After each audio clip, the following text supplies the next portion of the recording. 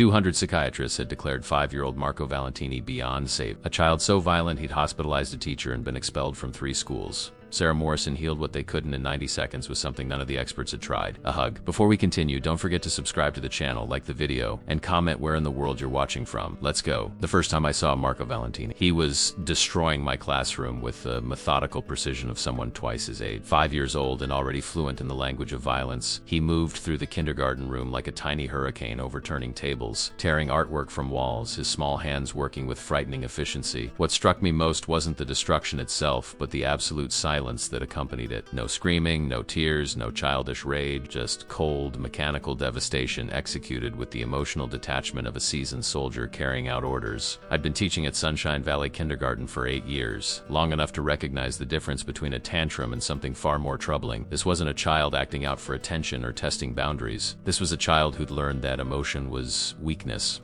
that connection was dangerous, that the only language worth speaking was destruction. The other children had fled to the reading corner at my assistant's urging, their wide eyes tracking Marco's movements with the wariness of prey animals watching a predator. They'd learned within the first week that Marco Valentini was different, that the rules of childhood friendship and playground diplomacy didn't apply to the small, dark-haired boy who never smiled, never cried, never seemed to feel anything at all. The private institution where I worked catered to Chicago's elite families.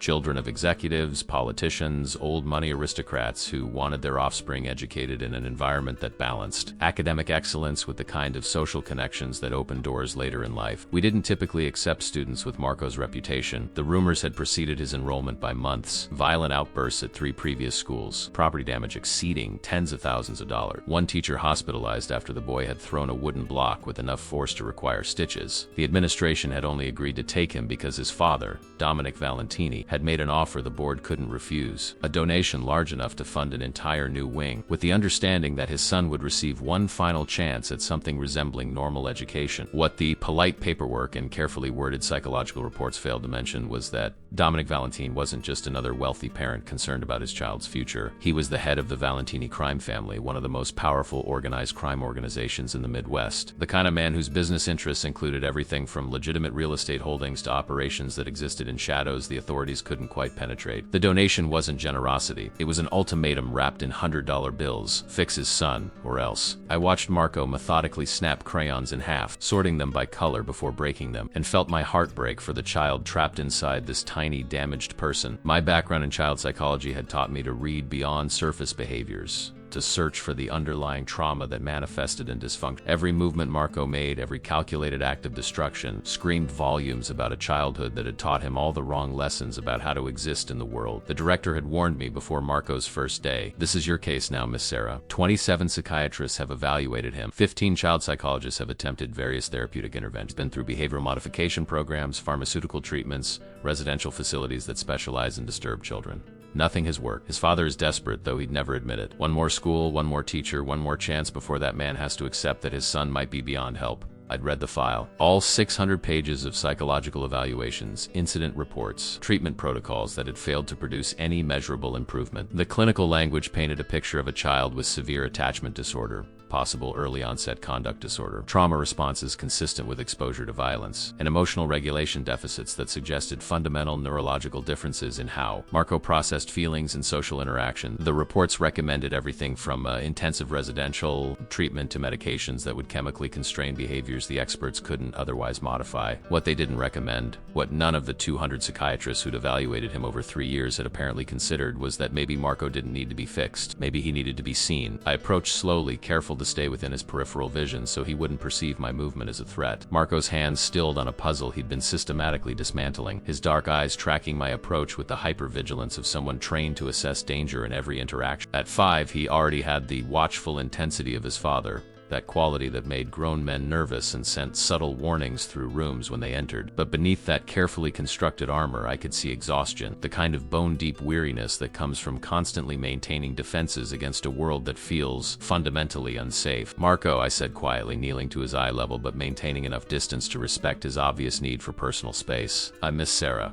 I'm going to be your teacher this year. He didn't respond, didn't acknowledge my words beyond a slight tightening around his eyes that suggested he'd heard but chosen not to engage. The file had warned that verbal communication was inconsistent, that Marco often went days without speaking, using violence instead as his primary language for expressing needs and boundaries. I see you're reorganizing the classroom, I continued, gesturing to the systematically destroyed materials around us. That must be frustrating, having everything arranged differently than you'd prefer. For the first time, Marco's eyes met mine directly. Dark, calculating eyes that held far too much knowledge for someone who should still believe in tooth fairies and bedtime stories. He was assessing me, running calculations behind that blank expression, trying to determine if I was another adult who would try to control him, medicate him, fix him, or if I might be something different. The other teachers had made mistakes I'd learned from reviewing the incident reports. They'd tried to restrain him physically when he became destructive. They'd raised their voices, imposed consequences, privileges, all the standard behavioral interventions that work with typically developing children. But Marco wasn't typical. Restraint triggered something primal in him, some deep survival instinct that transformed a 5-year-old into a genuinely dangerous force. Raised voices activated threat responses that made him more destructive, not less. Consequences meant nothing to a child who'd learned that pain was just part of existence,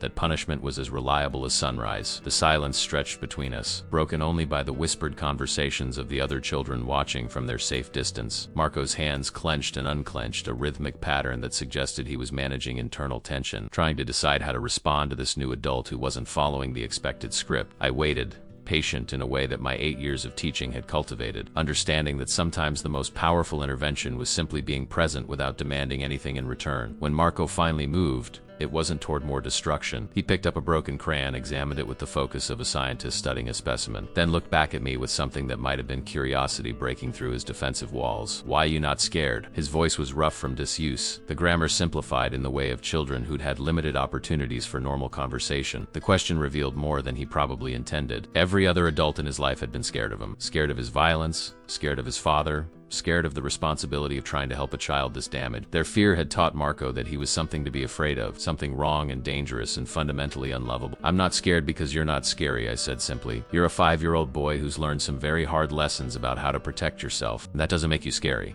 That makes you incredibly strong." Something flickered across his expression, too quick to name but unmistakably vulnerable. It was the first crack I'd seen in the armor he wore so completely, the first hint that beneath all the violence and destruction lived a child who desperately wanted someone to see past the behaviors to the person trapped inside. The rest of that first day proceeded in careful negotiation. I didn't try to force Marco into circle time with the other children or insist he participate in structured activities designed for kids whose development hadn't been derailed by trauma. Instead, I gave him space and choice, allowing him to observe from the periphery, to engage at his own pace with materials that interested him. By afternoon, he'd stopped destroying things, content to build solitary block towers in the corner while keeping one eye on the classroom dynamics around him. When Dominic Valentini arrived for pickup, the temperature in the room dropped several degrees. He filled the doorway with the kind of presence that didn't require introduction. Expensive suit tailored perfectly to shoulders that suggested he maintained the physical conditioning of someone who might still need to handle problems personally. His eyes found Marco immediately, that paternal assessment checking for injuries, behavioral incidents,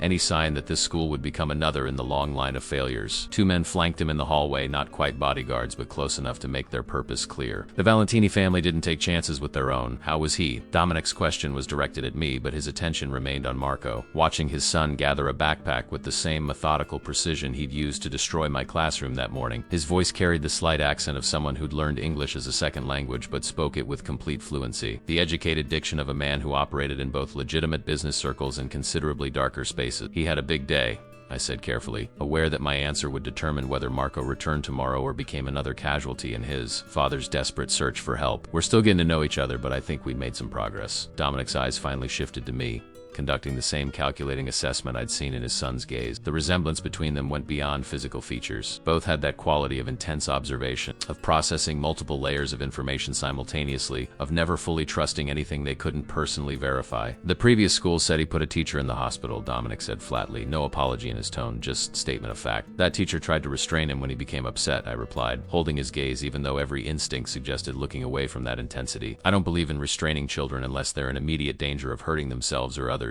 Marco doesn't need restraint, he needs understanding." Something shifted in Dominic Valentini's expression. some subtle relaxation of the constant vigilance he maintained. His son had the same look sometimes, that brief softening that suggested the person beneath the armor might be capable of connection if the right conditions were met. Marco walked to his father with the resigned gait of someone being retrieved from another failed placement, and I felt my heart clench watching them leave together. Two people who loved each other but didn't know how to bridge the distance that trauma had created between them. That night I stayed late in my classroom, repairing the damage from Marco's first day while mentally reviewing every interaction, searching for the threads that might lead toward breakthrough rather than another expensive failure. The 200 psychiatrists who'd failed before me had superior credentials, more experience, access to therapeutic tools I'd never been trained to use. But maybe they'd been asking the wrong questions, searching for pathology to treat rather than a child to reach. The second week brought patterns that revealed more about Marco's internal world than any psychological evaluation ever could. He arrived each morning at precisely 8:15, never early, never late, escorted by a rotation of men who worked for his father. They were always professional, always polite, but their eyes continuously scanned the parking lot and hallways with the hypervigilance of people, trained to identify threats before they materialized. Marco never said goodbye to them, never looked back,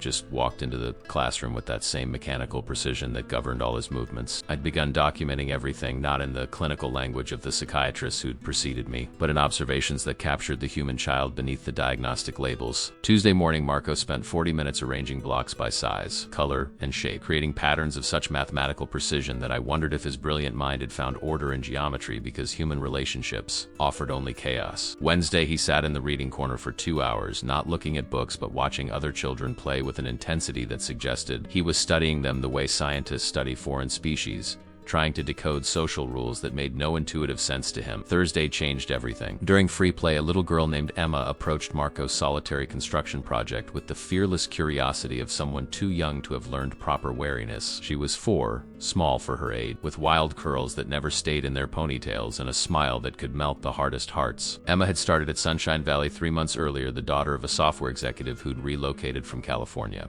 and she possessed that particular kind of innocent boldness that sometimes allows children to succeed where adults fail. "That's pretty," Emma announced, settling cross-legged beside Marco's elaborate block tower without invitation or hesitation. "Can I help?" Every other child in the class had learned to give Marco wide berth, but Emma either hadn't absorbed that lesson or didn't care. I held my breath, watching from across the room, ready to intervene if Marco's response turned violent. The psychological reports had documented numerous incidents of aggression toward children who'd invaded his space, touched his belongings, or attempted unwanted interaction. Marco's hands stilled on the blocks, his shoulders tensed in that telltale pattern that preceded destructive episode. For several heartbeats, I genuinely believed I was about to witness another incident that would end with Emma crying and Marco being removed from yet another school. But then something unexpected happened. Marco carefully selected a blue block from his organized piles and placed it within Emma's reach, not handing it to her directly but offering access to his materials in a gesture that, for him, represented extraordinary trust. "Only blue blocks on bottom," he said quietly, his voice carrying the same rough quality from Limus. "Then red, then yellow. No green. Green is wrong." Emma nodded seriously, as if Marco had just explained quantum physics rather than arbitrary construction rules driven by whatever internal logic governed his world. "Okay, no green. I can do that." She picked up a blue block and added it to the foundation Marco had started, and I watched something remarkable unfold. Marco didn't destroy what Emma had added. He didn't retreat or lash out or shut down. Instead, he studied her placement, made a minor adjustment to align it with his precise standards, and then continued building alongside her. They worked in companionable silence for 20 minutes, Emma chattering occasionally about her cat or the breakfast she'd eaten or other random observations that popped into her 4-year-old consciousness, Marco offering monosyllabic responses when absolutely necessary, but mostly just existing in proximity to another child without violence. When the tower finally reached chest height and collapsed under its own architectural ambition, I braced for Marco's inevitable rage at the destruction of his careful work, but instead, he looked at the scattered blocks, then at Emma, and did something I'd never seen in 2 weeks of careful observation. He smiled. It was small, barely perceptible, gone almost before it appeared, but it was genuine, a real smile from a child who'd forgotten what those muscles were for. I documented the interaction in my evening notes with hands that trembled slightly from recognizing the significance. Marco had initiated social reciprocity with a peer. He had tolerated unexpected input without aggression. He had experienced disappointment without destruction. These were the breakthroughs that 200 psychiatrists and 15 psychologists had failed to cultivate through clinical interventions, and they'd happened because a 4-year-old girl didn't know she was supposed to be afraid of the damaged boy in the corner. Friday afternoon brought Dominic Valentini earlier. His arrival during active class time rather than pickup, creating subtle disruption as children noticed the intimidating man watching from the doorway. I'd been reading aloud from a picture book about a dragon who didn't want to breathe fire. The children gathered on the carpet in their usual semicircle. Marco sat at the periphery, not quite part of the group, but closer than he'd been willing to come during the first week. And Emma had claimed the spot directly beside him with the comfortable assumption that they were now friends. "Mr. Valentini," I acknowledged, marking my place in the book. "We're just finishing story time if you'd like to wait in the hallway." But Marco had already seen his father, and something shifted in his small body. The relaxation that had been slowly developing over the week vanished, replaced by that rigid military posture I'd come to recognize as his defensive mode. He stood with mechanical precision, leaving Emma without explanation or goodbye, his face settling back into the blank mask that seemed to be his default expression around adults, particularly his father. I watched them leave together, Dominic's hand resting on Marco's shoulder in a gesture that might have been affection or control or both, and felt the familiar frustration of progress interrupted by circumstances I couldn't control. Whatever life Marco returned to each evening, whatever he witnessed or experienced in the Valentini household, was systematically undoing the small gains we made during school hours. The psychiatrists had documented this pattern repeatedly. Marco would show improvement in structured therapeutic environments only to regress when returned to his home situation. But none of the experts had been able to convince Dominic Valentini that his son's problems might be connected to exposure to the family business. That evening, my phone rang at 8:30, the number showing as private. I almost didn't answer, assuming it was a telemarketer or wrong number, but something made me pick up. "Miss Sarah?" The voice was instantly recognizable, that slight accent and commanding tone that belonged to only one person. "This is Dominic Valentini. I'd like to meet with you tomorrow morning before class. There are things we need to discuss about my son." The request sent anxiety spiraling through my chest. Saturday meetings with parents rarely brought good news, particularly when the parent in question controlled a criminal empire and had the resources to make problems disappear permanently. I agreed because refusing Dominic Valentini didn't seem like a viable option, but I spent the night constructing worst-case scenarios about what things we needed to discuss. Perhaps he'd reviewed security footage and decided my teaching methods were too unconventional. Maybe another parent had complained about Marco's presence endangering their children. Or possibly the board had decided that the liability of keeping Marco enrolled outweighed the financial benefits of the Valentini donation. Saturday morning arrived cold and gray. Early October weather that promised winter was approaching faster than anyone wanted to acknowledge. I arrived at the school at 7, giving myself an hour to prepare the classroom and my arguments for why Marco deserved more time. The parking lot was empty except for a black Mercedes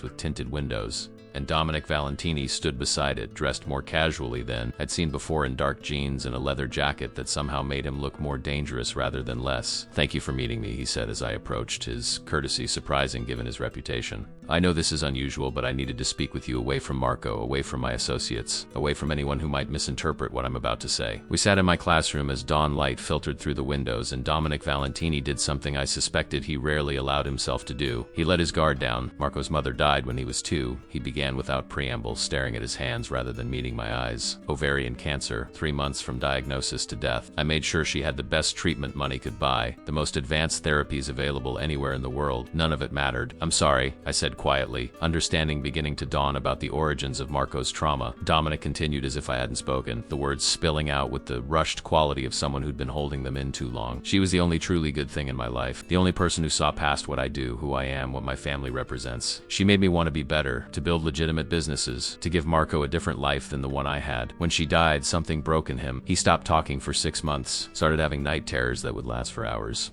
By the time he was 3, the violence started. The psychiatrist said he has attachment disorder," I offered carefully. Recognizing that I was being trusted with vulnerability, Dominic Valentini probably showed no one else. "They said exposure to my world, to the reality of what I do, made it worse. They recommended I send him away to residential treatment facilities where he could heal in environments without violence or danger, but I couldn't do it. He's my son. The only piece of her I have left. How could I send him away?" The rawness in his voice cracked something open in my own chest. This wasn't the crime boss whose reputation preceded him into every room. This was just a father who loved his son desperately but had no idea how to help him. Who'd tried everything experts recommended and watched his child get worse instead of better. Who'd spent what I suspected was millions on treatments that failed to address the fundamental problem. Marco didn't need better medication or more intensive therapy. He needed his father to heal enough to teach him that connection was possible without inevitable loss. "Valentini," I said careful, choosing words that might penetrate his carefully constructed defenses without triggering the kind of reaction that could end this conversation or my employment. I'm not a psychiatrist. I don't have the credentials or expertise of the specialists you've already consulted, but I've spent 2 weeks watching your son, and I think I understand something important. Marco isn't broken. He's protecting himself the only way he knows how.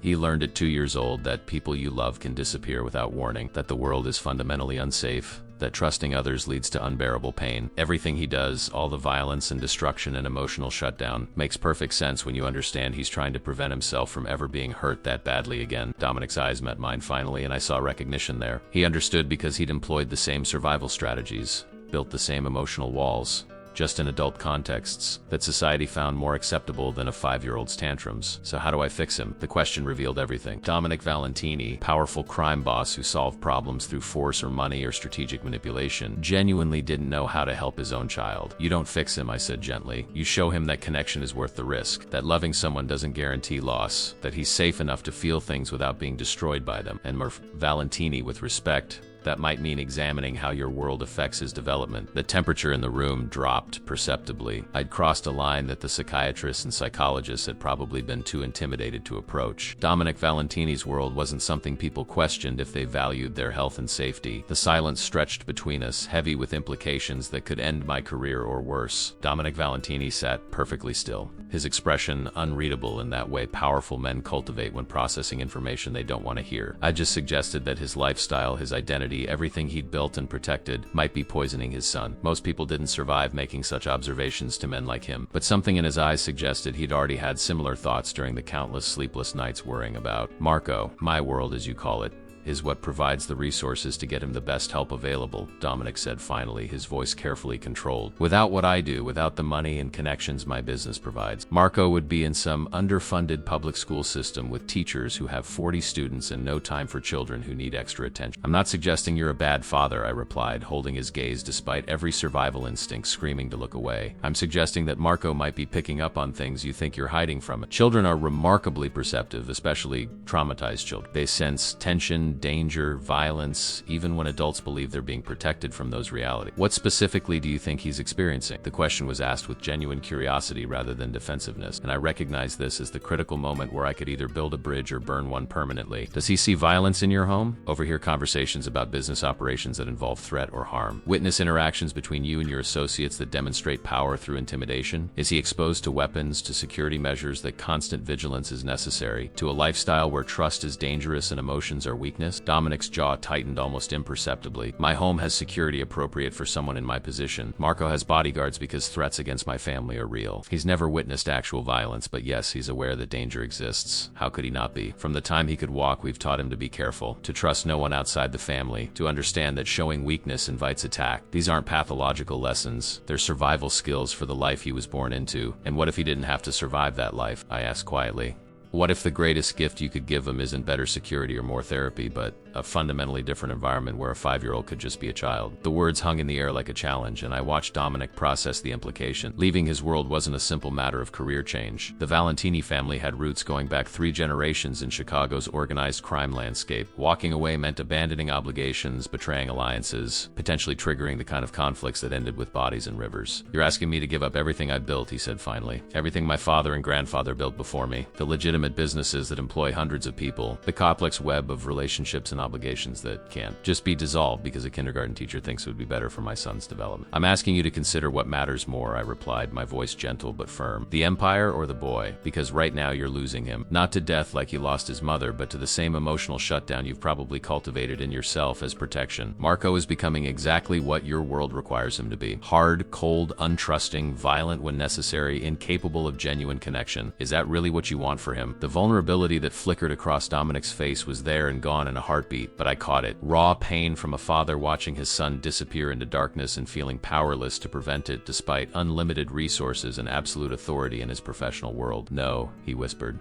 I want him to have what his mother and I had. That capacity for real love, genuine joy, unguarded connection. I want him to be able to smile without calculating the strategic advantage, to trust without constantly assessing betrayal risk, to feel things fully instead of shutting down every emotion as potential weakness. Then you know what needs to change, I said softly. The question is whether you love him enough to do it. Our conversation shifted after that, moving from confrontation to collaboration. Dominic began asking real questions about child development, about trauma recovery, about what specific environmental changes might help Marco heal. He listened with the focused intensity of someone conducting business negotiations, but his investment was purely paternal. This wasn't about winning or maintaining control. This was about saving his son. Over the following weeks, I watched something remarkable unfold. Dominic didn't leave his world overnight. That wasn't realistic or probably even possible given the complexities of his position. But he made adjustments. Marco's bodyguards became less visible, dressing casually and maintaining greater distance during school hours. The security measures at the Valentini home were apparently restructured to feel less like an armed fortress. Most significantly, Dominic began spending more time with Marco in normal father-son activities, teaching him that their relationship could exist outside the context of danger and protection. Marco's progress accelerated in ways that shocked everyone except possibly Emma, who decided with 4-year-old certainty that Marco was her best friend and treated him accordingly. By November, Marco was participating in group activities without my constant supervision. By December, he'd gone 2 full weeks without a single violent incident. He was speaking more, his vocabulary expanding as he discovered that words could express needs more effectively than destruction. He'd even laughed once during a playground game, the sound so unexpected that several children had stopped to stare in amazement. The breakthrough came in January, 3 months after that Saturday morning conversation with Dominic. It was a Tuesday, gray and cold, with snow threatening in the heavy clouds hanging over Chicago. Marco arrived that morning different somehow, his usual rigid posture even more pronounced than typical.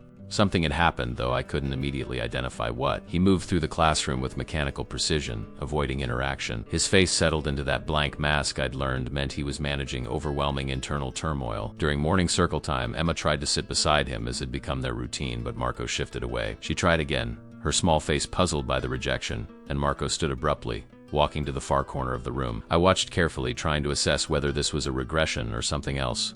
Some different kind of struggle playing out in his 5-year-old psyche. The other children continued with their activity, accustomed by now to Marco's occasional need for space. But Emma looked genuinely hurt. At mid-morning, I found Marco in the reading corner, not looking at books but sitting with his knees drawn up, his arms wrapped around them in a posture of self-protection that reminded me painfully of his first day. I approached slowly, settling nearby but not too close, respecting the boundaries he clearly needed. "Marco," I said quietly, "you seem like you're having a hard day. Do you want to talk about it?"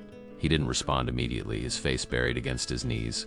When he finally spoke, his voice was muffled and thick with emotions he was trying desperately to contain. "Papa's going away." The words were so quiet I almost missed them. "Going away where?" I asked gently, keeping my own voice calm despite the alarm bells ringing in my head. "Business trip," Marco said, and something about the way he said business made my skin prickle. "Long time. Maybe not come back." My heart clenched, understanding the implications. Whether Dominic was actually facing danger or Marco's trauma-informed imagination was catastrophizing. A routine business trip, the 5-year-old was reliving the terror of his mother's death. The person he loved was leaving, and his experience had taught him that leaving meant permanent loss. "Marco," I said carefully, "when my mom goes on trips for her job, it feels scary because I miss her. But she always comes back. Your papa will come back too. You don't know that." His voice carried absolute certainty born from experience. "My mama left and never came back. Papa could leave and never come back too. Everyone leaves. That's why it's better not to care."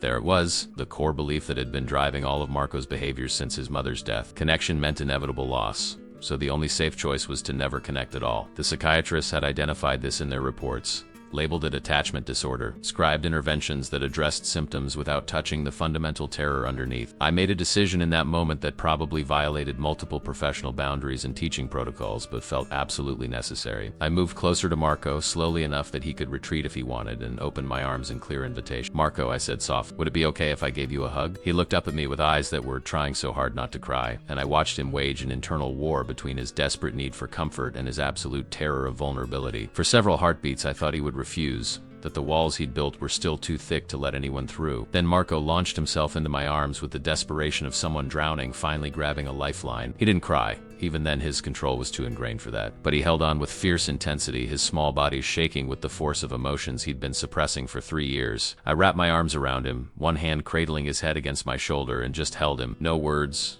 No platitudes about everything being okay, just steady presence communicating that he wasn't alone in his terror. We stayed like that for a long time, long enough that my assistant took over the class activities. long enough that the other children adapted and moved on with their morning. Emma eventually appeared at my elbow, her small hand patting Marco's back with the gentle instinct of someone who understood comfort even if she couldn't articulate why it mattered. "It's okay, Marco," she said in her high, sweet voice.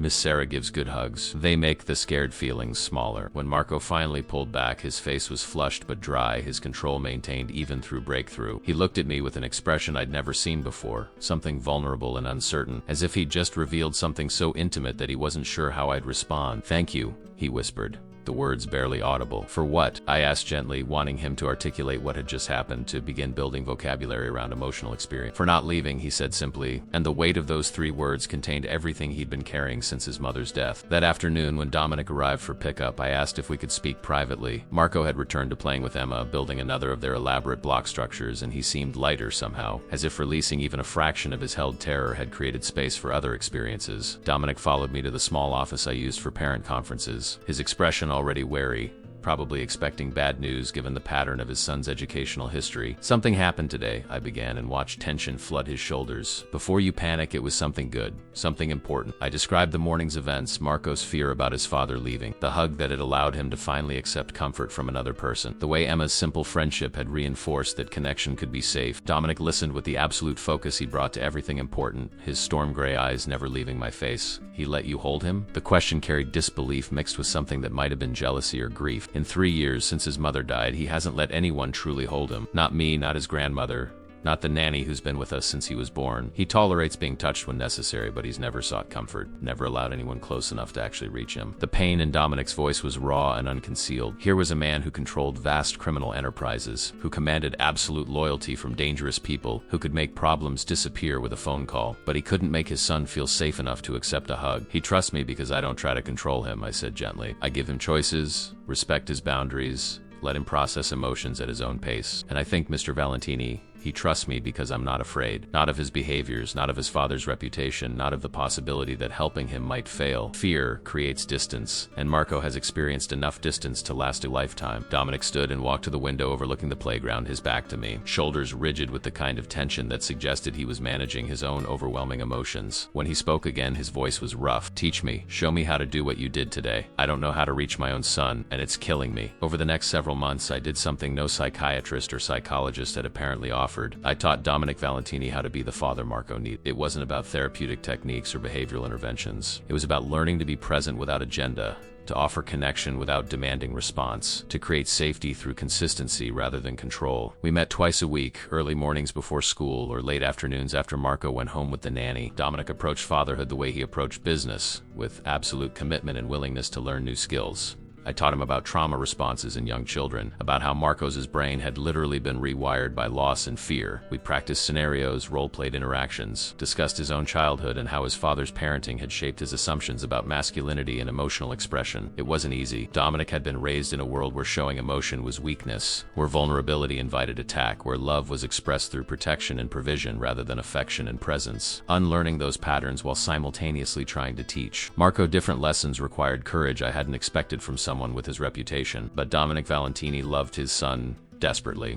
And that love motivated changes that years of therapy had failed to achieve. Marco's transformation accelerated as his father's approach shifted. By March, he was initiating conversations about his feeling, using words like scared and sad and angry without the shame that had previously made emotional expression impossible. By April, he'd started bringing comfort items from home to share during show and tell, revealing pieces of his inner world that had been completely hidden before. The violent outbursts had ceased entirely, replaced by age-appropriate expressions of frustration that could be addressed through normal teaching strategies. The other parents noticed, of course. Children who'd been terrified of Marco in September were now inviting him to birthday parties and playdates. The change was so dramatic that several families who'd initially demanded Marco be removed from the school were now citing him as evidence of excellent special education support. The administration was thrilled, seeing Marco's success as validation of their risk in accepting him despite his history. But the real measure of progress came in May during the school's annual spring program. Each class prepared a performance for families, simple songs and skits that showcased what they'd learned throughout the year. In previous years at other schools, Marco had refused to participate in any group activities, his anxiety around performance and social exposure too overwhelming to manage. This year,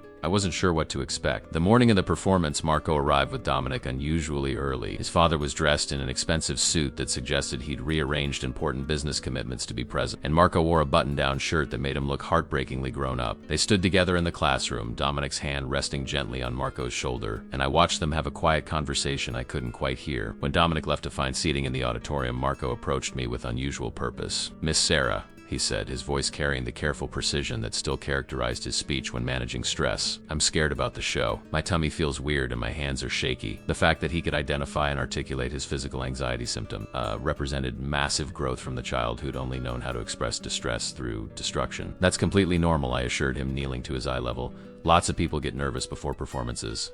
Even grown-ups, even me. Your body's just trying to help you be ready for something important." "Really? Even you get scared?" The question revealed how much Marco still struggled to believe that other people experienced the vulnerability he felt so intensely. "Even me. Want to know my secret for managing scared feeling?" He nodded, those dark eyes, so much like his father's, fixed on my face with absolute attention. "I take 3 deep breaths, and with each breath I remind myself of something true, something that doesn't change no matter how scared I feel." I demonstrated, exaggerating my breathing so he could see the technique clearly.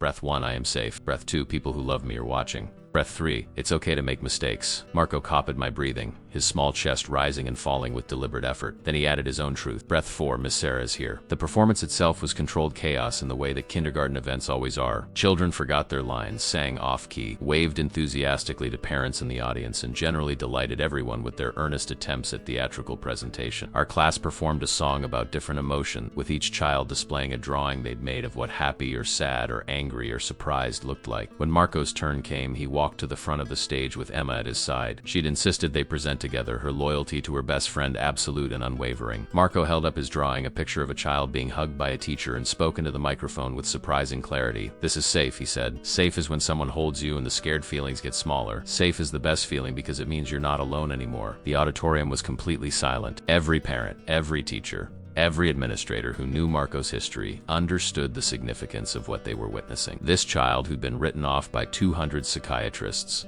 who'd been expelled from 3 schools, who'd been labeled as potentially beyond help, was standing on a stage describing emotional experience with wisdom that would have been profound from an adult. In the audience, I saw Dominic Valentini with tears streaming down his face, making no effort to hide or contain his emotion. The powerful crime boss who terrified grown men was openly weeping as he watched his son demonstrate that healing was possible, that love could reach even the most damaged parts of a child's psyche, that connection was stronger than trauma. After the performance, families gathered in the classroom for refreshments and socializing. Marco stayed close to my side initially, the social stimulation still overwhelming despite his progress. But gradually, as Emma dragged him toward the cookie table and other children engaged him in conversation about summer plan, he relaxed into the community that had learned to welcome rather than fear him. Dominic found me by the window, watching Marco laugh at something Emma's father had said. "I don't know how to thank you," he said quietly. "You gave me back my son." "I gave you tools," I replied. "You did the work. You made the changes that let Marco feel safe enough to heal.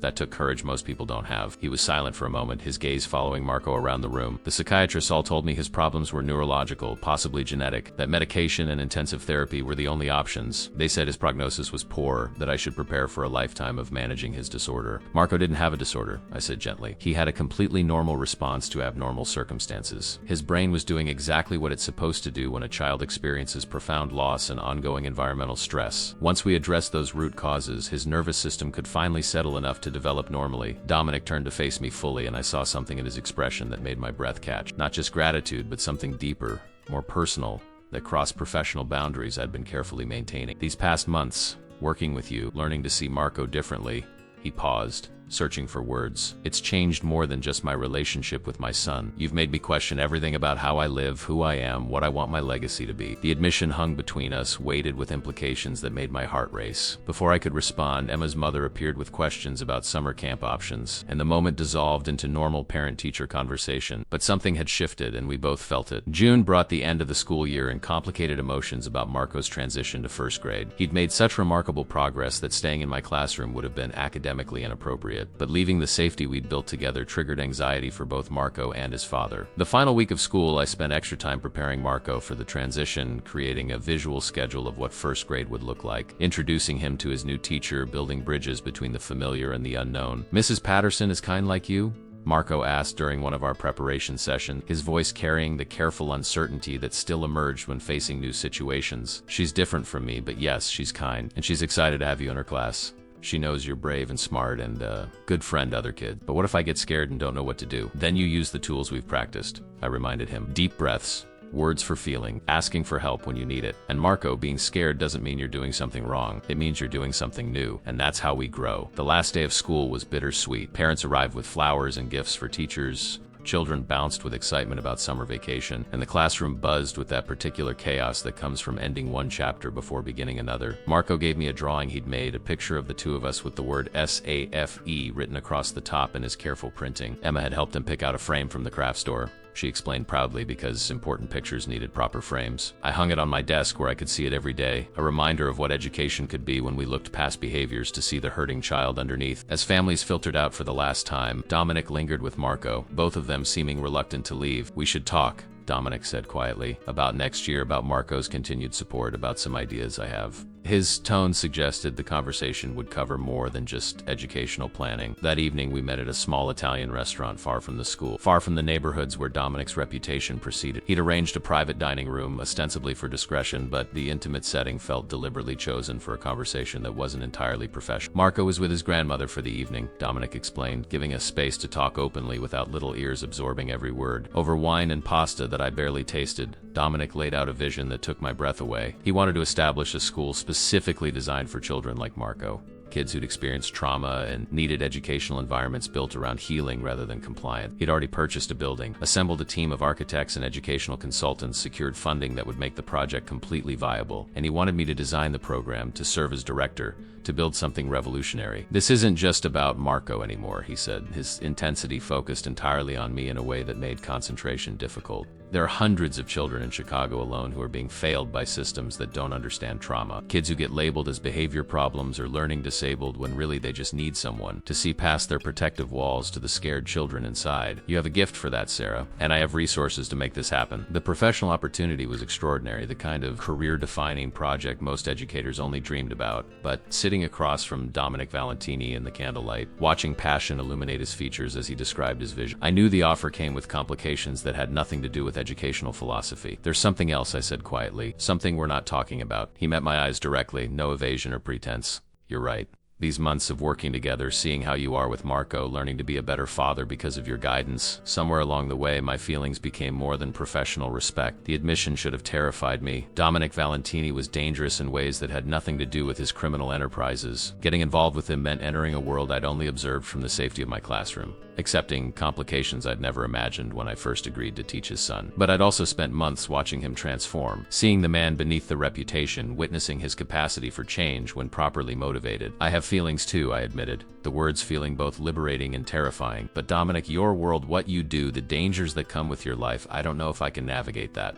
I don't expect you to jump into anything, he said gently. This school project can be completely separate from anything personal between us. But I needed you to know that my interest in working with you goes beyond Marco's education, that what started as desperate gratitude for saving my son has become something deeper. We talked late into the evening, exploring possibilities both professional and personal with the tentative care of people who recognized they were standing at a crossroads. Dominic was remarkably honest about the realities of his life, the genuine dangers, the moral complexities.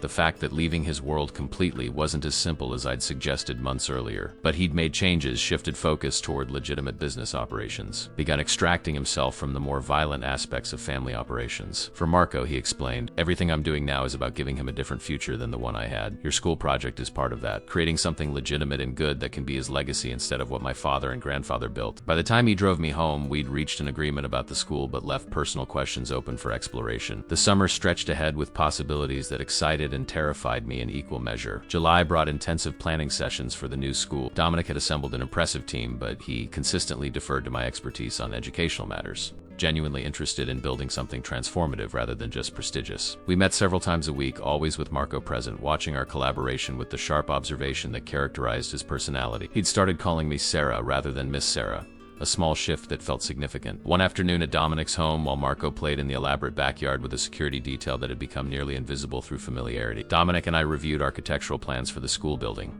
The house was stunning, all old-world elegance mixed with modern security features that reminded me constantly of who I was getting involved with. But it was also surprisingly warm, filled with photos of Marco and his mother, spaces designed for family rather than intimidation. Tell me about her, I said, gesturing to a large portrait of a beautiful woman with Marco's eyes. About the woman who made you want to be better. better. Dominic's expression softened in a way I'd rarely seen. Maria was everything I'm not, he said quietly. Gentle, optimistic, genuinely good in a way that had nothing to do with calculation or strategy. She saw the best in people, believed in second chances, refused to judge me for the family I was born into. When she got sick, I would have done anything, given anything to save her, but money and power mean nothing against cancer. The raw grief in his voice reminded me why Marco had struggled so profoundly. He'd lost his mother, but he'd also lost the father who existed before that loss, the man who'd been softened by love and hadn't yet hardened completely against vulnerability. You're finding your way back to who you were with her, I observed, becoming the father she would have wanted Marco to have. Maybe, Dominic said, his eyes finding mine with intensity that made my breath catch. Or maybe I'm becoming someone new, someone who learned from the best teacher I've ever met that change is possible when you're brave enough to be vulnerable. The distance between us dissolved as he leaned forward, giving me every opportunity to retreat, to maintain professional boundaries, to protect myself from the complications I'd been avoiding. Instead, I met him halfway, our first kiss gentle and tentative, carrying the weight of everything we'd been carefully not acknowledging for months. When we finally pulled apart, both breathing hard, Marco's voice called from the backyard asking if we wanted to see the fort he'd built, completely unaware that the adults' relationship had just fundamentally shifted. August brought complications I should have anticipated but somehow hadn't fully prepared. News of my relationship with Dominic Valentini spread through Chicago's tight-knit educational community with the speed of wildfire. The director at Sunshine Valley called me into her office with an expression that mixed concern with barely concealed judgment. "Sarah," she began, her fingers drumming nervously on her desk, "the board has received calls from several families expressing concerns about your involvement with the Valentini family. Not just professional involvement, but personal relationship with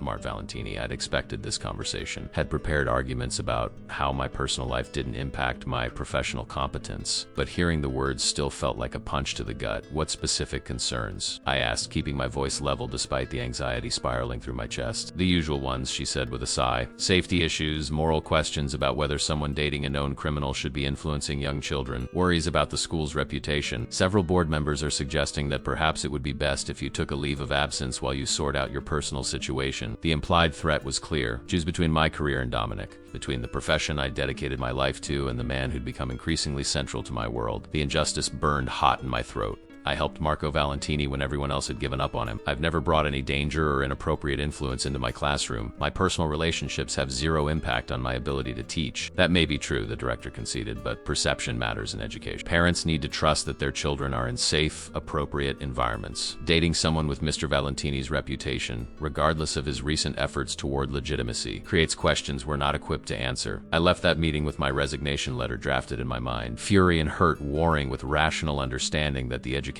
establishment couldn't risk association with organized crime families, no matter how reformed they claimed to be. Dominic found me that evening on his terrace, staring at the Chicago skyline while processing what losing my career might mean. Marco was asleep inside, exhausted from a day at the beach, completely innocent of the adult complications swirling around him. "They asked you to resign," Dominic said quietly, settling beside me with 2 glasses of wine. It wasn't a question. He'd probably known before I did. His information network's far more sophisticated than anything available to normal people. "They suggested a leave of absence," I corrected, which is just a polite way of pushing me out until I make different choices about my personal life. "I'm sorry." The simple apology carried weight because Dominic Valentini rarely apologized for anything. "This is my fault. My reputation, my past, the world I come from, it's contaminating everything it touches, including you." I turned to face him, seeing the guilt and self-recrimination that probably echoed his thoughts after Maria's death, when he'd blamed himself for not protecting her from cancer. "This isn't about contamination," I said firmly. "This is about people making judgments based on fear and assumption rather than actual evidence. You've changed, Dominic. Marco's transformation proves that. The school we're building will prove it even more. But change takes time to be recognized, and sometimes the cost of being ahead of public opinion is higher than we want to pay." We sat in silence for a while, the city lights twinkling below us, both processing what this meant for our future. The new school wouldn't open until next fall, leaving me 9 months without income if I resigned from Sunshine Valley. Dominic would support me financially without hesitation, but accepting his money felt like confirming everything the board feared about my judgment being compromised by the relationship. "What if we waited?" I suggested finally. "Kept our relationship private for a while, let me finish the school year, give the board time to see that Marco's success wasn't a fluke." Dominic's expression hardened in that way that reminded me he hadn't built an empire through compromise. "I won't ask you to hide what we are," he said flatly. "I spent years hiding my wife from the worst parts of my world, keeping her separate from business, pretending we could maintain that division indefinitely. It was exhausting for both of us and ultimately impossible. I won't do that again." "Then what do you suggest?" "Because I'm not willing to give up teaching, but I'm also not willing to give up you."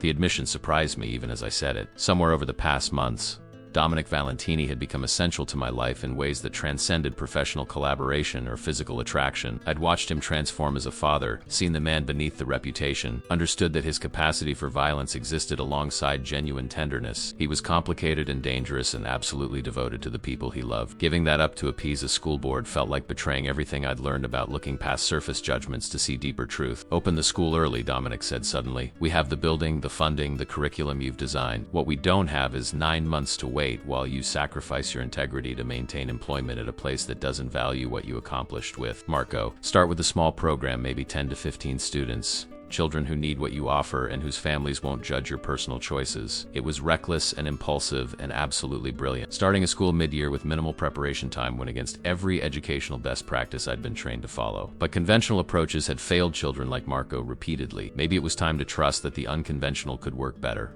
Over the next 6 weeks, I threw myself into making the impossible happen. I formally resigned from Sunshine Valley, and during the director's disappointed expression and the whispered conversations that followed me through my final days, I recruited teachers who'd worked with traumatized children, people whose compassion outweighed their concern about my controversial relationship. We hired therapists, designed individualized learning plans, created an environment where healing was as important as academic achievement. Marco was our first enrolled student, naturally. Emma's parents, who'd witnessed his transformation firsthand and didn't care about Dominic's reputation, enrolled her as well. Word spread through networks of parents desperate for alternative families whose children had been failed by traditional schools and were willing to try something radically different. By October, we had 12 students ranging from age 5 to 8, each carrying their own trauma history, each needing someone to see past behaviors to the hurting children underneath. The first day of school at Valentini Academy, I'd insisted on that name despite Dominic's attempts to call it something more neutral, felt surreal. We gathered in a building that had been transformed from abandoned warehouse to child-centered learning environment in record time. Soft lighting, calm colors, spaces designed for both community and retreat, sensory rooms for emotional regulation,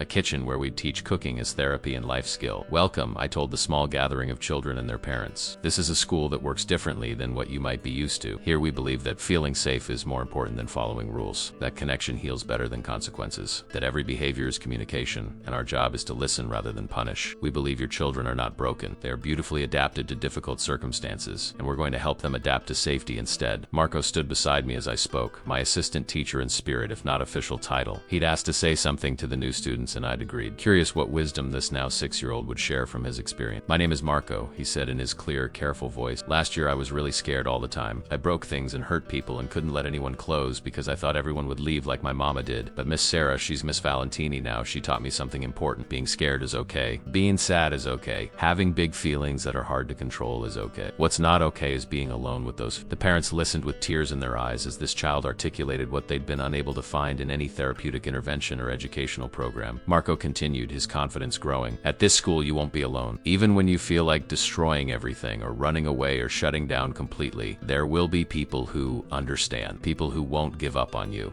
People who know that underneath the scary behaviors is just a kid who needs someone to care enough to really see them." After the families left, Dominic found me in my new office, overwhelmed by the magnitude of what we'd just launched. "You're crying," he observed, pulling me into his arms with the easy affection that had developed between us. Happy tears or worried tears, both, I admitted against his chest. "This is everything I've ever wanted professionally. A chance to help children who need it most, to prove that trauma-informed education can work, to create something meaningful. But what if I fail? What if these families trusted me and I can't deliver?" Dominic tilted my face up to meet his eyes. "You helped a child that 200 psychiatrists had given up on. You taught a crime boss how to be a real father. You built a school from nothing in 6 weeks. Sarah, failure isn't in your vocabulary. Besides," he smiled, "you're not doing this alone. We're partners in this. In Marco's life, in everything. That's what Maria taught me before she died, that the strongest things we build are the ones we build together."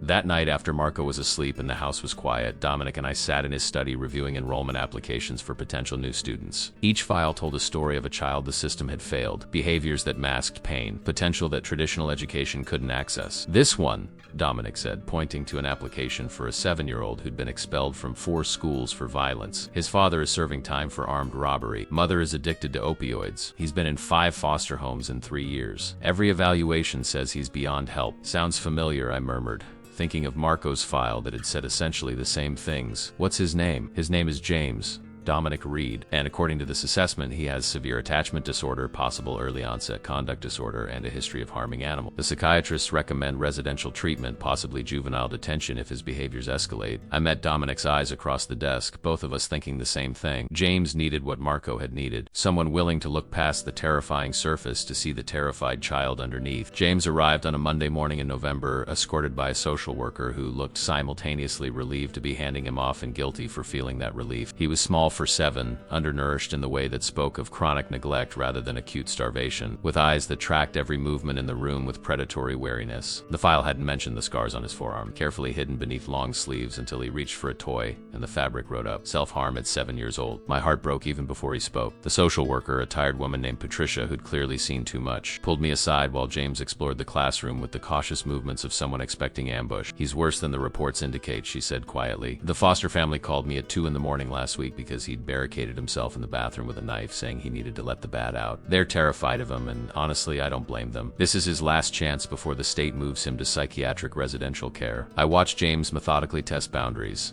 touching things he'd been told not to touch, ignoring redirection, waiting to see what consequences would follow his defiance. This was his pattern, I realized. Push until adults revealed themselves to be threats or abandonments, confirming his worldview that no one could be trusted, that he was fundamentally unlovable, that violence was the only honest language between people. Marco had done the same thing, though his testing had been more overtly destructive. "James," I said, approaching slowly, "I'm Mrs. Valentini. I'm glad you're here." He looked at me with such naked skepticism that it would have been funny if it weren't heartbreaking. "No, you're not," he said flatly. "Nobody's glad when I'm places. I get why you'd think that," I acknowledged, settling on the floor near but not too close to where he stood. "Other adults have probably said they wanted you around and then changed their minds when things got hard. That must feel really confusing and hurtful." He studied me suspiciously, trying to determine if this was manipulation or genuine understanding. Marco chose that moment to arrive, his timing either coincidental or orchestrated by the emotional intelligence he'd developed over the past year. He walked directly to James with the confidence of someone who'd survived similar darkness and emerged on the other side. "Hi," Marco said simply. "I used to break things a lot too, and hurt people, and feel like the scared feelings were too big to fit inside me." James's carefully constructed mask cracked slightly. "You did?" Marco nodded seriously. "Really bad. I destroyed this whole classroom on my first day. Mrs. Valentini didn't get mad though. She just helped me figure out why I was scared and what I needed to feel safer." Over the following weeks, I watched James and Marco develop a bond that transcended normal childhood friendship. Marco became James's interpreter, explaining classroom routines and unspoken social rules that James couldn't intuitively grasp. James, in turn, made Marco feel needed and capable in ways that reinforced his own healing. They were trauma survivors, recognizing each other across the void, building connection through shared understanding of what it meant to be terrified and destructive and convinced of your own unworthiness. But James's behaviors escalated before they improved, a pattern I'd learned to expect with severely traumatized children. 3 weeks into his enrollment, he attacked another student during recess, seemingly unprovoked, leaving the child with bruises and me with the sobering reminder that healing wasn't linear. The other child's parents demanded James be expelled immediately, threatening legal action if we didn't remove the dangerous element from the school. I called an emergency meeting that evening with all enrolled families, Dominic at my side, knowing this was a pivotal moment for Valentini Academy's future. If we expelled James for violence, we'd be perpetuating the same cycle that had failed these children repeatedly. But if we kept him without addressing legitimate safety concerns, we'd lose the trust of families who'd taken a risk enrolling their own vulnerable children. The meeting room was tense with conflicting emotions as parents filed in. Some looked angry, others worried, a few sympathetic but uncertain. Before I could begin my prepared remarks, Marco stood up. "Can I say something?" he asked, his small voice somehow commanding attention in the crowded room. "When I first came to Miss Sarah, I hurt people too. I put a teacher in the hospital at my old school, broke her nose and gave her a concussion because she tried to grab me when I was scared." The room was absolutely silent as Marco continued. "My papa spent millions of dollars on doctors and therapists and special programs trying to fix me. None of it worked because nobody understood that I wasn't broken. I was just really, really scared all the time." Marco's eyes found James, who was sitting with Patricia in the back corner, his expression carefully blank but his hands clenched into fists. "James hurt Tyler today," Marco acknowledged. "That was wrong and scary for Tyler. But James wasn't trying to be mean. He was trying to protect himself from something the rest of us couldn't see. That's what happens when you've been hurt so many times. You think everyone is going to hurt you. You attack first, so maybe it won't hurt as bad when they attack back." Out of the mouths of babes came wisdom that shamed every adult in the room, myself included. A 6-year-old child was articulating trauma theory with more clarity than most trained professionals manage. "If we kick James out," Marco continued, his voice strengthening with conviction, "we're telling him that he was right, that he is too broken to be loved. That violence is unforgivable even when it comes from being scared. But that's not what this school is supposed to be about. Miss Sarah taught me that everyone deserves a chance to heal. even when they do scary things. Tyler's mother, the one who'd been most vocal about demanding James's expulsion, was crying openly. "My son is terrified to come back to school," she said through tears. "How do I tell him he's safe when another child can attack him without warning?" It's a fair question. The truth is, I can't guarantee perfect safety. What I can guarantee is that we'll do everything possible to understand what triggered James's behavior and address the underlying cause. We'll implement additional supervision, create a safety plan, teach all our students better skills for managing fear and conflict. But expelling James won't make Tyler safer. It will just mean the next school, the next child will face the same danger without the support we're building. The meeting ended without resolution, but with agreement to try for 2 more weeks with enhanced safety protocol. James would have a dedicated aide, additional therapy sessions, and clear consequences paired with support rather than punishment. It was exhausting and expensive, and exactly what these children. That night, after everyone had left and the building was quiet, I found James sitting alone in the calm-down room we'd created for sensory regulation. He was crying silently, the kind of tears that came from someone who'd learned early that crying out loud brought punishment rather than comfort. "Can I sit with you?" I asked from the doorway. He shrugged, which I'd learned was James's version of permission. I settled beside him on the soft cushions, not touching, just being present in his pain. "I'm sorry," he whispered finally. "I didn't mean to hurt Tyler. I just saw him coming toward me and my body did the scared thing where it fights before my brain could think." His articulation of his trauma response was remarkably sophisticated for a 7-year-old, suggesting someone had tried to teach him about his behaviors even if they hadn't successfully helped him change them. "James," I said gently, "what you did to Tyler wasn't okay, and we need to help you learn different ways to respond when you're scared. But you are not a bad kid. You're a hurt kid who's doing his best with really hard feeling. There's a difference." He looked at me with those ancient eyes that had seen far too much. "What if my best isn't good enough? What if I'm too broken to fix?" "You're not broken," I told him with absolute conviction. "You're a 7-year-old boy who's survived things that would destroy most adults. That makes you incredibly strong, not damaged. Strong people can learn new skills when they feel safe enough to try." The weeks that followed tested every therapeutic principle I'd ever learned. James's behaviors improved incrementally, 2 steps forward and 1 step back, with setbacks that left me questioning whether I was helping or enabling continued dysfunction. But slowly, painfully, he began to trust that Valentini Academy was different, that mistakes didn't mean abandonment, that adults would hold boundaries with compassion rather than punishment, that healing was possible even when you'd been hurt in ways that seemed permanent. By December, James had gone 3 full weeks without a violent incident. He'd apologized to Tyler with coaching from Marco, and the 2 boys had reached a tentative peace that involved careful distance and mutual respect for personal space. Tyler's parents remained skeptical but acknowledging progress. More importantly, James had started sleeping through the night, according to Patricia. The night terrors that had plagued him for years finally quieting as his nervous system learned that safety wasn't a temporary condition that would inevitably dissolve into danger. The winter holiday program showcased how far our small community had come. 12 children who'd been written off by traditional education stood together singing songs about emotions, resilience, and belonging. James's foster parents attended, shocked to see their terrifying charge standing on stage without anxiety medication, participating willingly in a group activity, smiling genuinely when the audience applauded. "This is a miracle," his foster mother whispered to me afterward. "We'd been told to prepare for residential placement after the holidays. Instead, he's asking about joining soccer in the spring." Dominic watched the program with the same tears he'd shed at Marco's performance months earlier. "This is working," he said in wonder as we cleaned up after families had left. "What you're building here, it's actually working, not just for Marco, but for all of them." I leaned against him, exhausted and exhilarated in equal measure. "It's working because we're doing what should have been done all along, treating traumatized children like they're hurt rather than defective, meeting them where they are instead of demanding they conform to where we think they should be, believing in their capacity to heal even when everyone else has given up." January brought unexpected validation from an unlikely source. Dr. Catherine Morrison, one of the psychiatrists who'd evaluated Marco 2 years earlier, requested a meeting at the school. I recognized her name from the extensive files I'd remembered her as one of the more compassionate evaluators, even if her recommendations had ultimately failed to help. She arrived on a gray Tuesday afternoon, her professional demeanor carefully neutral as I gave her a tour of the facility and introduced her to students who were thriving despite diagnoses that had suggested lifelong dysfunction. "This is remarkable, Doctor," Morrison said as we settled in my office after she'd spent an hour observing classroom activities. "I've been following Marco's progress through mutual contact, and I'll admit I was skeptical. The literature on severe attachment disorders suggests that outcomes like his are statistically improbable without intensive residential treatment and long-term pharmaceutical intervention. Yet here he is, functioning beautifully in a mainstream educational environment. What are you doing differently?" I explained our approach, the emphasis on safety over compliance, relationships over rewards.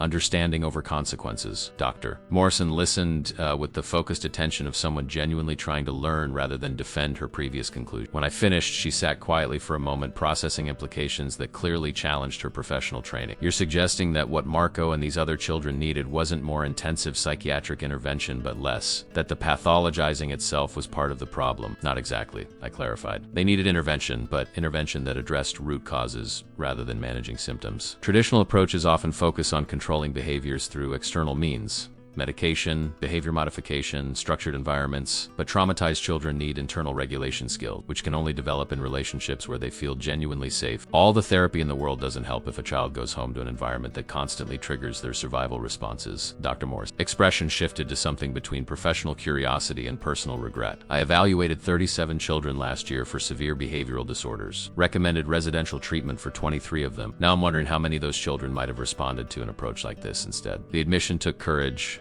and I felt unexpected compassion for this woman who was confronting the limitations of her professional paradigm. Would you be willing to consult with me? She asked. Help me understand how to identify which children might benefit from trauma-informed interventions rather than traditional psychiatric care. Perhaps even co-author some research documenting your outcomes here. The proposal was simultaneously exciting and terrifying. Publishing research meant subjecting our methods to peer review, facing critics who would question everything from our credentials to our ethic. But it also meant potentially influencing how traumatized children were treated beyond our small school, reaching kids whose families couldn't afford private alternatives or didn't have access to programs like ours. Over the next several months, Dr. Morrison became a regular presence at Valentini Academy, documenting our approaches with the rigor of academic research while learning to see children through the lens of trauma rather than pathology. Her presence gave our work credibility in professional circles that had previously dismissed us as well-intentioned but theoretically unsound. March brought a different kind of validation when the State Department of Education granted us provisional accreditation, acknowledging that our outcomes justified our unconventional methods. Enrollment applications flooded in, families desperate for alternatives after traditional schools had failed their children. We expanded carefully, adding 2 more teachers and a second counselor, maintaining our commitment to small class sizes and individualized attention. By April, we had 28 students ranging from kindergarten through 3rd grade, each carrying their own trauma history, each making progress that traditional metrics struggled to measure. But success brought scrutiny, and not all of it was welcome. An investigative journalist from the Chicago Tribune requested an interview, ostensibly about our innovative educational model, but really about Dominic's involvement and whether organized crime money was funding a school that served vulnerable children. The article ran in late April, balanced enough to avoid being libelous, but skeptical enough to raise questions that made some families reconsider their enrollment. Valentini Academy represents either a genuine innovation in trauma-informed education or an elaborate reputation laundering operation for one of Chicago's most notorious crime families, the article concluded. Time will tell whether these children are truly being helped or are simply props in a larger project to legitimize illegitimate wealth. The words stung despite my understanding that they came from legitimate concerns about Dominic's past and the appearance of impropriety in mixing his resources with vulnerable children's welfare. That evening I found Dominic in his study, staring at the article on his computer screen with an expression that mixed rage with resignation. They're not entirely wrong, he said quietly. My money built that school. Money that came from operations that weren't always legal or ethical.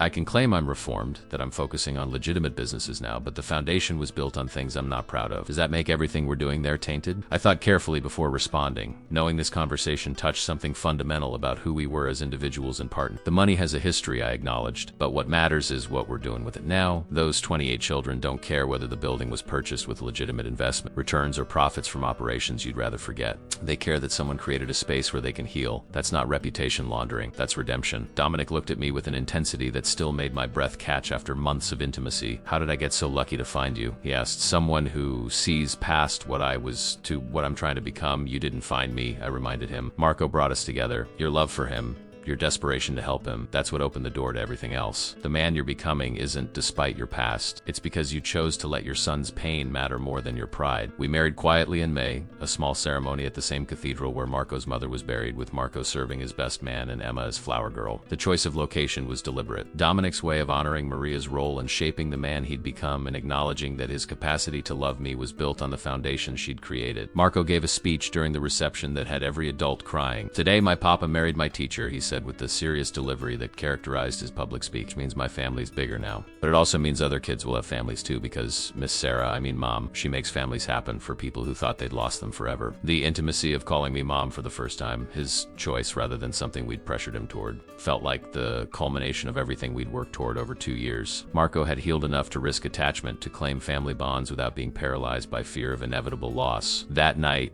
dancing with Dominic while Marco and Emma performed elaborate 6-year-old choreography on the periphery of the dance floor, I felt complete in ways I'd never imagined possible. Summer brought new challenges as we planned expansion to serve middle school students, recognizing that trauma doesn't disappear at age 8, and that children who'd found healing at Valentini Academy needed continuity through adolescence. The building adjacent to our current facility became available, and Dominic purchased it with the same decisive action he brought to all his business. By August, we'd hired additional staff, developed age-appropriate curricula, and enrolled our first cohort of older students who'd been failed by traditional education. Among them was a 13-year-old girl named Svea, who'd been through 17 foster placements and had rape trauma that manifested in self-harm so severe she'd been hospitalized 4 times. Her file was heartbreaking.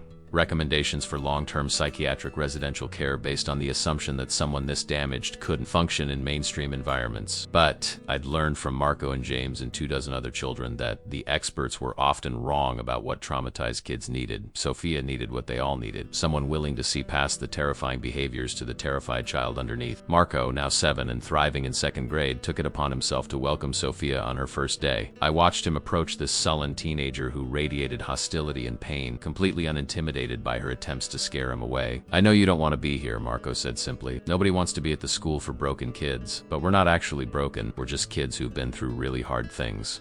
And here, that's okay. You don't have to pretend you're fine or act tough so nobody hurts you. You can just be sad or scared or angry and people will understand." Sophia stared at the small boy speaking to her like an equal, and something in her defensive posture softened fractionally. "How old are you?" she asked, her tone suggesting she expected him to be intimidated by her age and size. "7, but I've been where you are, thinking nothing will ever be okay again, thinking you're too messed up for anyone to love, thinking maybe it would be better if you just disappeared." Sophia's eyes widened, shocked that this child could articulate thoughts she'd never spoken aloud. "How did you stop thinking that way?" Marco considered the question with his characteristic seriousness. "I didn't stop completely," he admitted. "Sometimes I still get scared that people will leave or that I'll mess things up so bad nobody will want me anymore. But now I know those are just thoughts. They're not truth. The truth is that people love me even when I'm struggling. That making mistakes doesn't mean I'm worthless. That healing is possible even when it feels impossible." His words carried the weight of lived experience, testimony more powerful than any therapeutic intervention I could have designed. By October, Sophia had become one of our most remarkable success stories. The self-harm had decreased dramatically as she learned emotional regulation skills and built genuine connections with staff and peers who understood trauma from the inside. She'd even started mentoring younger students. Her own pain transformed into empathy that made her uniquely qualified to reach children whose behaviors terrified most adults. Watching her gentle interaction with a 5-year-old having a meltdown,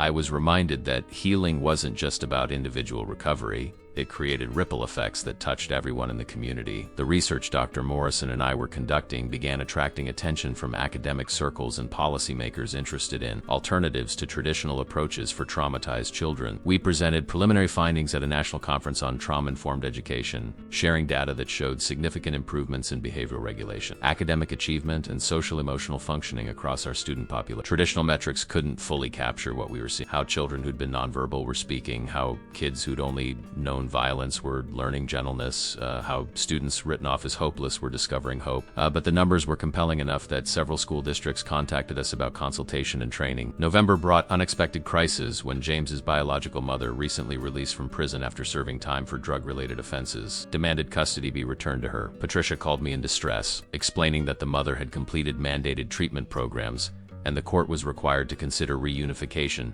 despite James's stability in foster care and at our school. "He's going to regress," Patricia said, her voice thick with frustration and grief. "Everything we've built over the past year, all his progress, it's going to disappear the moment he's back in that environment." I met with James to explain what was happening, watching his carefully constructed sense of safety crumble in real time. "My mom's coming to get me," he said flatly. His effect completely flat in that way I'd learned meant he was managing overwhelming emotion. "That means I have to go back to being the bad James. The good James only works here. The statement revealed his understanding that his healing was context-dependent, that he'd learned new behaviors in our safe environment but couldn't maintain them in situations that activated his survival responses. James, I said gently, the good James isn't something you invented here. It's who you actually are underneath all the scared feelings. Your mama coming back doesn't change that. But what if she's still using? What if she brings bad people around? What if I have to do the old things to survive? Those were legitimate questions without reassuring answers. The reality of trauma recovery was that environmental factors mattered enormously, and returning James to a potentially unstable situation could undo everything we'd accomplished. But I also knew that James needed hope more than false promise. We're going to do everything we can to support you, I assured him, including making sure your mom understands what you need to stay healthy. Would it be okay if we met with her, explained what's been working here, helped her create similar structures at home? James's expression suggested he didn't believe his mother would cooperate but was willing to let us try. Over the next several weeks, I worked intensively with James's mother, a woman named Crystal who was trying desperately to rebuild her life but lacked the skills and resources to create the kind of environment James needed. Crystal was younger than I'd expected, only 26, which meant she'd been 19 when James. Her own trauma history was extensive. Childhood abuse that had driven her to drugs as escape, relationships with violent men who'd hurt both her and James in ways the file only hinted at. She loved her son, that much was clear, but love alone couldn't provide the structure and safety James required. I don't know how to do what you do here, Crystal admitted during one of our meetings, tears streaming down her face. I don't know how to be calm when he's destroying things or gentle when I'm barely holding myself together. I just know I want my son back, and everyone's telling me I'm going to fail him again. What if failing wasn't the only option? I suggested. What if we supported you through this transition, provided parenting coaching, connected you with resources, helped you create a home environment that reinforced what James has learned here? We could start with supervised visits, build gradually toward overnight stays, give both of you time to adjust rather than forcing immediate reunification. The approach was more intensive than traditional family reunification services, requiring resources most families didn't have access to. But Dominic had made it clear that funding wasn't an obstacle if it meant protecting children who'd found healing at our school. December marked 2 years since Marco had first destroyed my classroom, 2 years of transformation that had expanded far beyond one child's healing. Valentini Academy now served 43 students across multiple grades, employed 15 staff members, and had a waiting list of families desperate for placement. Our research was being cited in academic journals and policy discussion. Other schools were requesting consultation about implementing trauma-informed practices. What had started as a desperate father's last attempt to help his son had become a movement challenging fundamental assumptions about how we treat damaged children. The holiday program that year showcased not just individual student progress but the community we'd built. Marco and James performed a dialogue they'd written about friendship between people who'd both been broken. Sophia sang a song she'd composed about finding home after years of displacement. Emma and a dozen other students who'd never experienced significant trauma participated alongside their wounded peers with the casual acceptance that characterized healthy, inclusive environments. Parents who'd initially been skeptical about enrolling their typical children in a school designed for traumatized kids now spoke passionately about how the experience had taught their children empathy and emotional intelligence that traditional education rarely cultivated. Dominic and I stood together watching the performance, his arm around my waist, both of us crying unashamedly as these children demonstrated what healing looked like. You know what Maria would say if she could see this? Dominic whispered. She'd say, we're doing the work that matters. That using my resources, my influence, everything I built through morally questionable means to create something genuinely good was the best possible redemption. I leaned into him, thinking about the unlikely journey that had brought us here. A kindergarten teacher and a crime boss, united by love for a traumatized child, building something that was changing lives far beyond what either of us could have accomplished alone. January brought resolution to James's custody situation when the court granted Crystal provisional custody with the stipulation that James remain enrolled at Valentini Academy and that the family participate in ongoing therapy and support services we'd designed specifically for their situation. It wasn't perfect, and James did experience some regression in behaviors during the initial transition, but Crystal proved more capable than anyone had expected when given proper support and coaching. She attended our parent education programs, implemented the strategies we taught, created a home environment that reinforced rather than undermined James's healing. By February, James was thriving in both settings,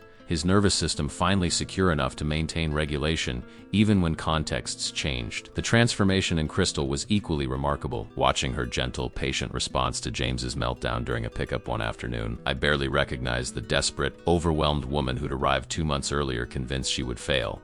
Trauma-informed approaches didn't just help children, I realized. They helped entire families learn new patterns of relating to each other. March marked another milestone when the state The Board of Education granted us permanent accreditation and designated Valentini Academy as a model trauma-informed school. The designation came with funding to develop training programs for educators throughout Illinois who wanted to implement similar approaches in their own schools. Dr. Morrison spearheaded the training development, her transformation from skeptical psychiatrist to passionate advocate for our methods complete. We're not just changing individual children's lives anymore, she told me during a planning meeting. We're changing systems, creating templates that other schools can follow, demonstrating that trauma-informed education isn't just possible, it's essential. April brought personal joy when I discovered I was pregnant, news that sent Marco into paroxysms of excitement about becoming a big brother. The pregnancy felt like the final piece of the family Dominic and I had been building, tangible evidence that healing created space for new growth. Marco's enthusiasm was infectious, his questions about babies revealing how far he'd come from the emotionally shut down child who'd been too terrified of loss to risk attachment. "I'm going to teach the baby everything Miss Sarah taught me," he announced to his class, about feelings and being brave and how families love you even when things are hard. The school year ended with celebration and reflection on how far we'd all come. Students who'd started the year barely able to sit through a lesson were now reading grade-level books and solving complex math problems. Kids who'd communicated primarily through violence were using sophisticated emotional vocabulary. Families who'd been at breaking point were now thriving, equipped with tools and understanding they'd never received from traditional services. As I stood at the graduation ceremony watching our oldest students prepare to transition to mainstream middle schools, I felt profound gratitude for the unlikely path that had led me here. 3 years after Marco first walked into my classroom, I found myself in a hospital delivery room with Dominic, holding my hand and Marco pacing nervously in the waiting area with his grandmother. Labor was progressing normally according to the medical staff, but nothing about this moment felt routine. I was bringing new life into a world we'd worked so hard to make safer, kinder, more understanding of human vulnerability. The contractions intensified, and between them I thought about all the children who'd passed through Valentini Academy, each one teaching me something essential about resilience and healing. Our daughter arrived just after midnight, tiny and perfect, with Dominic's dark hair and what the nurses promised would be my green eyes once they finished changing from newborn blue. We named her Maria Grace, honoring both the woman whose love had first softened Dominic's heart and the grace that had carried us through 3 years of transformation. When Marco finally met his baby sister hours later, his careful tenderness with her fragile body revealed how completely he'd healed from the violence that once defined. "She's so small," he whispered in wonder. "We have to protect her and teach her and make sure she never feels as scared as I used to feel." The weeks following Maria's birth were chaotic in the way that new parenthood always is, but we were supported by a community that had learned the value of interdependence. Sophia, now 15 and thriving, volunteered to help with childcare between her own therapy sessions and mentoring responsibilities at school. James stabilized with his mother and excelling academically.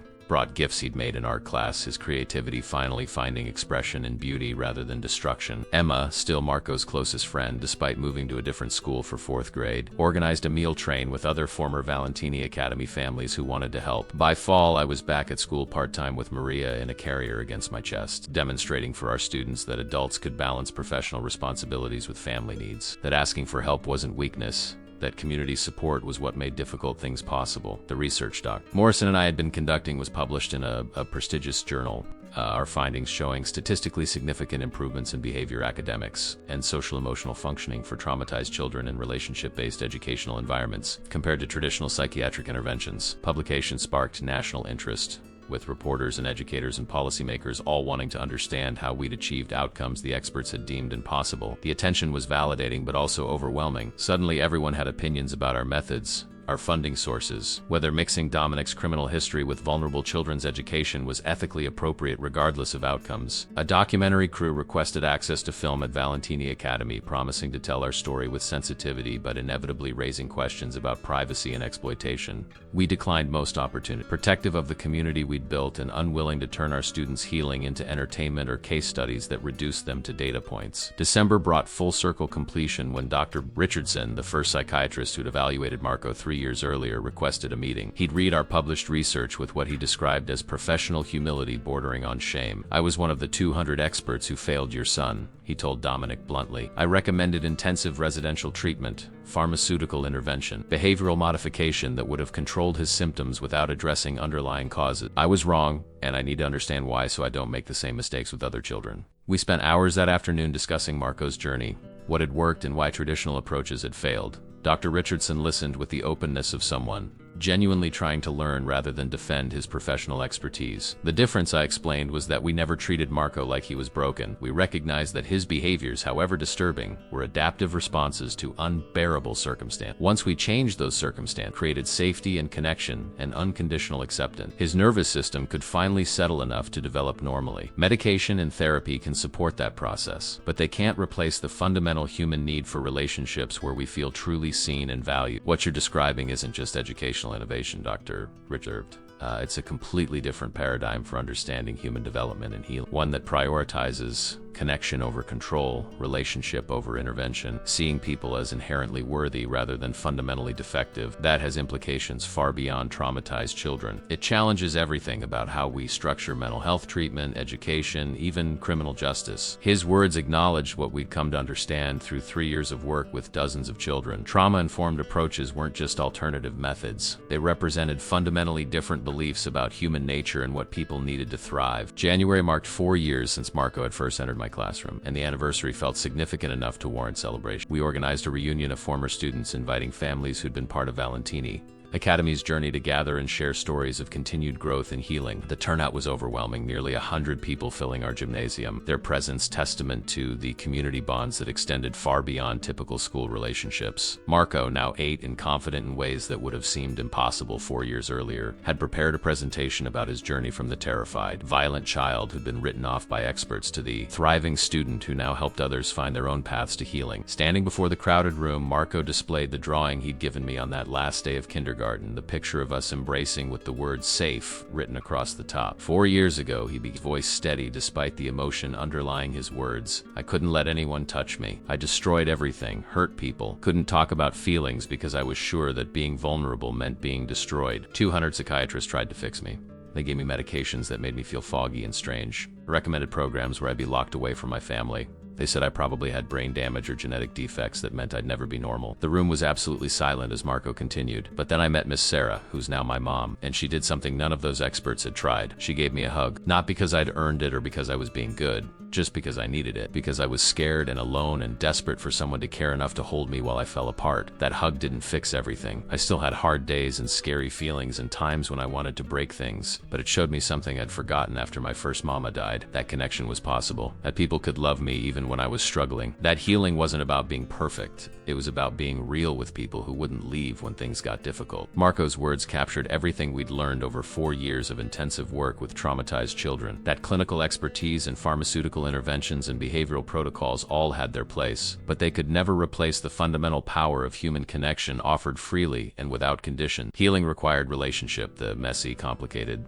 sometimes painful work of letting someone truly see us and choosing to stay present even when we revealed our most broken parts. 200 psychiatrists couldn't heal Marco because they'd been trying to fix a problem that didn't exist. Marco wasn't broken. He was hurt, and hurt children don't need to be fixed. They need to be held. The evening ended with informal conversations, parents sharing updates on children who were thriving in mainstream schools after leaving Valentini Academy, students reconnecting with peers who understood their shared history, staff members reflecting on how this work had transformed their own understanding of education and healing. Dominic found me near the end of the night, Maria asleep in his arms, Marco leaning against his leg with the comfortable trust of a child who knew his father's presence meant safety. 4 years ago, Dominic said quietly, I would have given anything, done anything to help my son. I spent millions on experts who promised they could cure him if I just followed their protocols precisely enough. They were all wrong. Not completely wrong, I corrected gently. They gave us valuable information about trauma and development and what Marco was experiencing. But they missed the essential truth that you discovered when you decided to become a different kind of father. That love expressed through presence and connection heals more effectively than any intervention delivered from professional distance. You saved Marco by learning to be vulnerable with him, by letting him see that even strong, powerful adults feel scared and sad and need comfort sometimes. That gave him permission to be fully human rather than constantly performing in vulnerability. We stood together watching our community mingle, this unlikely collection of traumatized children and devoted parents and educators who'd learned to prioritize healing over compliance. Valentini Academy had grown beyond anything we'd imagined. That desperate Saturday morning when Dominic had asked me to teach him how to reach his son, we now serve 73 students, employed 28 staff members, and had trained hundreds of educators throughout Illinois in trauma-informed practices. Our research was being cited in academic journals and policy discussions. Other schools were implementing our methods and seeing similar results. But the real measure of success wasn't captured in research publications or accreditation status or enrollment numbers. It was visible in Marco's easy laugh as he played with James and Sophia. In the gentle way Dominic cradled our daughter while simultaneously supporting his son. In the gathering of families who'd found community among people who understood that everyone carries wounds that need healing. 200 psychiatrists with impressive credentials and extensive training had looked at a 5-year-old boy and seen pathology requiring aggressive intervention. One kindergarten teacher with basic child psychology training and a willingness to offer simple human connection had seen a scared child who needed to be held until the scared feelings got smaller. As guests departed with promises to stay connected and wishes for continued healing, Marco approached me with the serious expression that still appeared when he had something important to communicate. "Mom," he said, and I still felt my heart swell at that simple word from the child who'd once been too terrified to risk attachment. "Thank you for not giving up on me when I was scary. Thank you for teaching Papa how to be the dad I needed. Thank you for showing all of us that being broken doesn't mean being beyond help." I knelt to his level despite my exhaustion, pulling him into the kind of hug that had started everything 4 years earlier. "You were never broken, sweet boy. You were hurt. And helping hurt people heal isn't giving up on them. It's seeing who they really are beneath the pain and loving them enough to wait while they find their way back to themselves." 4 years after 200 psychiatrists had declared a 5-year-old boy beyond help, Marco Valentini stood as living proof that the experts didn't know everything, that sometimes the most powerful healing comes not from clinical interventions or pharmaceutical solutions, but from simple human connection offered with patience and unconditional acceptance, that a kindergarten teacher's willingness to offer a hug to a scared child could accomplish what millions of dollars in psychiatric care could not. Healing, it turned out, wasn't about fixing broken. It was about creating spaces safe enough for wounded people to discover they'd been whole all along.